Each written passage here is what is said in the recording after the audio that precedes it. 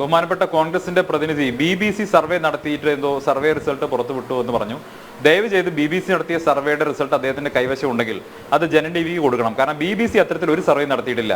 ഇനി കോൺഗ്രസ്സുകാരുടെ വേറെ ഏതെങ്കിലും BBC ഉണ്ടോ നമുക്കറിയില്ല. ബ്രിട്ടീഷ് ബ്രോഡ്കാസ്റ്റിംഗ് കോർപ്പറേഷൻ എന്ന് പറയുന്ന BBC, ലോകത്ത് എല്ലായിടത്തും അറിയപ്പെടുന്ന BBC, ഇന്ത്യൻ തെരഞ്ഞെടുപ്പുമായി ബന്ധപ്പെട്ട് ഒരു സർവേ നടത്തിയതായി നമുക്കറിയില്ല. അത്തരത്തിലൊരു സർവേ റിസൾട്ടും പുറത്തു വന്നിട്ടില്ല. കോൺഗ്രസ്സുകാർ പടച്ചുവിട്ട ഒരു വ്യാജ സർവേ, ആ സർവേ വാട്സാപ്പിൽ നിന്ന് കിട്ടിയിട്ടുള്ള വിവരം ഈ വാട്സപ്പ് സന്ദേശങ്ങൾ കൊണ്ടുവന്ന് വായിക്കുന്നതിനപ്പുറം അതിൽ എന്താണ് യാഥാർത്ഥ്യം എന്നുള്ളത് പങ്കുവയ്ക്കുന്നത്. ഞങ്ങൾ അങ്ങനെ ഒരു സർവേ കണ്ടിട്ടില്ല. BBC അങ്ങനെ സർവേ നടത്തിയത് അറിയില്ല. പ്രത്യേകിച്ച് ഒരു വിദേശ മാധ്യമം ഇന്ത്യൻ തെരഞ്ഞെടുപ്പിൽ ഒരു സർവേ നടത്തിയതായി നമുക്കറിയില്ല. അങ്ങനെ ഉണ്ടെങ്കിൽ താങ്കൾ അതൊന്ന് പുറത്തു വിടണം. അങ്ങനെ ഒരു വിദേശ മാധ്യമം ഇന്ത്യൻ തെരഞ്ഞെടുപ്പിൽ സർവേ നടത്തുന്നത് ശരിയാണോ എന്ന് സംബന്ധിച്ച് കോൺഗ്രസിന്റെ അഭിപ്രായം എന്താണെന്ന് എനിക്കറിയില്ല.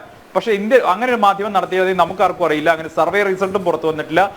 ഇന്ത്യയിൽ ഒരു മാധ്യമവും അത് റിപ്പോർട്ട് ചെയ്തിട്ടില്ല. BBC സർവേ നടത്തിയെങ്കിൽ സ്വാഭാവികമായിട്ടും അത് റിപ്പോർട്ട് ചെയ്യേണ്ടതാണ്. അങ്ങനെ റിപ്പോർട്ട് ചെയ്തില്ല. ഞാൻ BBCയുടെ വെബ്സൈറ്റ് പരിശോധിച്ചു. BBC ഇപ്പം അദ്ദേഹം പറഞ്ഞതിന് ശേഷം ഞാൻ ഗൂഗിൾ സെർച്ച് ചെയ്തു. അത്തരത്തിൽ BBCയുടെ ഒരു സർവേ നടന്നാലും നമുക്ക് എവിടെയും ഒരു വിവരവും ഇല്ല. അപ്പൊ ഇല്ലാത്തൊരു വിവരം അദ്ദേഹത്തിന് എങ്ങനെ കിട്ടി? അപ്പോ വാസ്തവത്തിൽ നുണ പറയുന്നത് കോൺഗ്രസിന്റെ പ്രതിനിധിയല്ല. മോദിയെ പറഞ്ഞ വാചകങ്ങളൊക്കെ അദ്ദേഹത്തിനല്ലേ യോജിക്കുന്നത്? അല്ല, നിങ്ങൾ BBC സർവേയുടെ കാര്യം പറഞ്ഞാൽ BBC സർവേ എവിടെ? സർവേ എടുക്ക്. BBC സർവേ എവിടെ? അത് കൊടുക്ക്.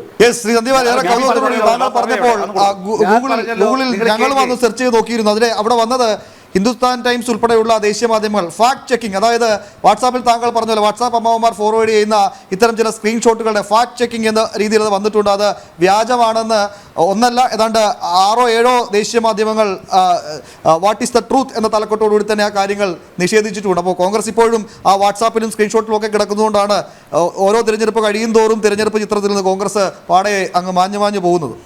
നോക്കൂ, എനിക്ക് ഇക്കാര്യത്തിൽ പറയാനുള്ളത്,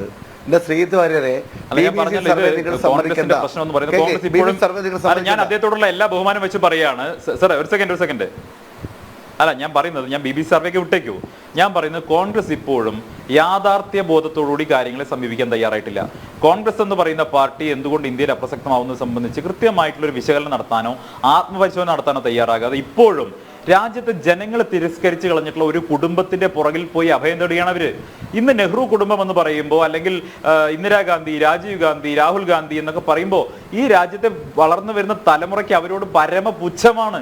ഈ രാജ്യത്തെ വലിയ തോതിൽ പുറകോട്ടടിച്ചിട്ടുള്ള തെറ്റായ നയങ്ങൾ സ്വീകരിച്ചിട്ടുള്ള, രാജ്യത്തെ ഭിന്നിപ്പിച്ചിട്ടുള്ള, രാജ്യത്തെ അധികാരം ഉപയോഗിച്ചുകൊണ്ട് രാജവാഴ്ച നടത്തിയിട്ടുള്ള, തങ്ങളെ അടിച്ചമർത്തിയിട്ടുള്ള, തങ്ങളുടെ ഭരണഘടന ഉറപ്പ് നൽകിയിട്ടുള്ള സ്വാതന്ത്ര്യം മുഴുവൻ കവർന്നെടുത്തുകൊണ്ട് അടിയന്തരാവസ്ഥ പ്രഖ്യാപിച്ചിട്ടുള്ള, തങ്ങളുടെ പൂർവികരെ മുഴുവൻ പീഡിപ്പിച്ചിട്ടുള്ള, ജയിലിൽ വെച്ച് പീഡിപ്പിച്ചിട്ടുള്ള, തങ്ങളുടെ സ്വാതന്ത്ര്യത്തെ മുഴുവൻ കവർന്നെടുത്തിട്ടുള്ള ഒരു കുടുംബത്തെ കുറിച്ച് പരമ പുച്ഛമാണ് ഈ രാജ്യത്തെ ജനങ്ങൾക്ക്, ഈ രാജ്യത്തെ പുതിയ തലമുറയ്ക്ക്. അത് മനസ്സിലാക്കാതെ കോൺഗ്രസ്സുകാർ ഇപ്പോഴും രാഹുൽ ഗാന്ധി, സോണിയാഗാന്ധി, ഇനി നാണമില്ലാതെ റോബർട്ട് വാദ്രയെ കൂടി താങ്ങേണ്ട ഗതികേടിലാണ് കോൺഗ്രസ് ഉള്ളത്. ആ പ്രിയങ്ക ഗാന്ധിയുടെ ഭർത്താവിനെ കൂടി, കച്ചവടക്കാരനെ കൂടി കോൺഗ്രസിൽ താങ്ങേണ്ട ഗതികേടിലെത്തിയിരിക്കുകയാണ്. ആ നെഹ്റു ഫാമിലിയുടെ ചംച്ചകളായിട്ടുള്ള KC വേണുഗോപാൽ എന്ത് പറഞ്ഞാലും രാഹുൽ ഗാന്ധിയെ പുട്ടിയിട്ട് നടക്കുന്ന KC വേണുഗോപാലിനെ പോലെ ഈ നാട്ടിലെ രാഷ്ട്രീയത്തിൽ ഒരു എത്തും പിടിയുമില്ലാത്തൊരു മനുഷ്യൻ ഈ രാജ്യത്ത് മുഴുവൻ കോൺഗ്രസിനെ വട്ടപൂജ്യമാക്കി മാറ്റിയിരിക്കുന്നു. വേണു വാർ റൂം തുടങ്ങിയ സകല സംസ്ഥാനങ്ങളും കോൺഗ്രസ് തോറ്റില്ലേ? ഗോവയടക്കം, രാജസ്ഥാൻ അടക്കം എവിടെയൊക്കെ വേണുവിന്റെ വാർ റൂം തുടങ്ങിയിട്ടുണ്ടോ അവിടെ മുഴുവൻ കോൺഗ്രസ് 8 നിലയിൽ പൊട്ടിയിട്ടില്ലേ? ഞാൻ ഇങ്ങനെയൊക്കെ പറയേണ്ടി വരുന്നത് കേട്ടിട്ടെങ്കിലും കുറച്ചു പേര് നന്നാവട്ടെ.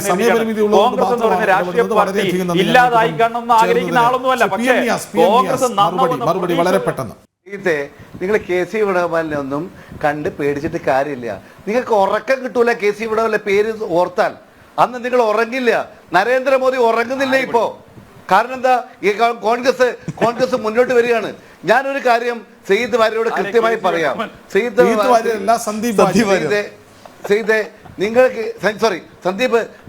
ക്ഷമിക്കണേ, സന്ദീപ് എനിക്ക് ഒരൊറ്റ കാര്യം പറയാനുള്ളൂ. സന്ദീപ് ഒന്നുകൂടി കാക്ക്. സന്ദീപ് എന്തിനാ ഇങ്ങനെ അലമുറയിട്ടുന്നത്? സന്ദീപ് 4-ാം തീയതി പോളിംഗ് ഉച്ചയോടുകൂടി നമുക്ക് ഏതാണ്ട് വിവരം കിട്ടും. അന്ന് സന്ദീപ് നമുക്ക് സംസാരിക്കാം. ആരുടെ കൂടെ നിന്നു? രാഹുൽ ഗാന്ധിയുടെ കൂടെ ജനം നിന്നു.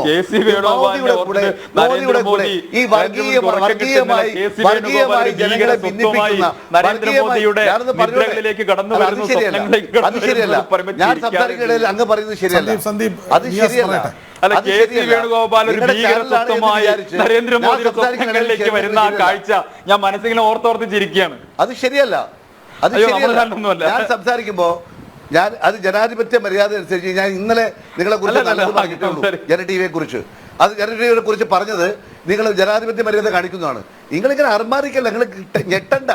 എനിക്ക് പറയാനുള്ളത്, നിങ്ങൾ പറയാൻ പോകുന്നത് രാഹുൽ ഗാന്ധിയെ ജനം എങ്ങനെ സ്വീകരിച്ചു എന്നത് 4-ാം തീയതി നമുക്ക് കാണാം. നിങ്ങളുടെ പ്രധാനമന്ത്രി ഈ രാജ്യത്ത് വർഗീയ സംഘർഷമുണ്ടാക്കി, ഈ രാജ്യത്തിൽ ദൈവമാണ് താൻ എന്നൊക്കെ പറഞ്ഞ് ഒടുവിൽ ദൈവത്തെ പോലും കൂട്ടുപിടിച്ച്, വർഗീയതയെ കൂട്ടുപിടിച്ച്, രാജ്യത്തെ ജനങ്ങളെ ഭിന്നിപ്പിച്ച്, രാജ്യത്തിന് കള്ളത്തരം പറഞ്ഞ്, ജനങ്ങളെ തമ്മിലടിപ്പിച്ച് മുന്നോട്ട് പോകുന്ന നരേന്ദ്രമോദിയുടെ കൂടെയാണോ, അതല്ല രാഹുൽ സത്യം പറയുന്ന, സ്നേഹത്തെക്കുറിച്ച് പറയുന്ന, രാജ്യത്തിലെ ജനങ്ങളെല്ലാം ഒന്നിച്ചു കൊണ്ടുപോകണമെന്ന് പറയുന്ന രാഹുൽ ഗാന്ധിയുടെ കൂടെയാണോ ജനമെന്ന് നമുക്ക് 4-ാം തീയതി കാത്തിരുന്ന് കാണാം. നിങ്ങൾ ഇതിനു മുമ്പ് ഞങ്ങൾക്കൊപ്പം ചേർന്നതിനും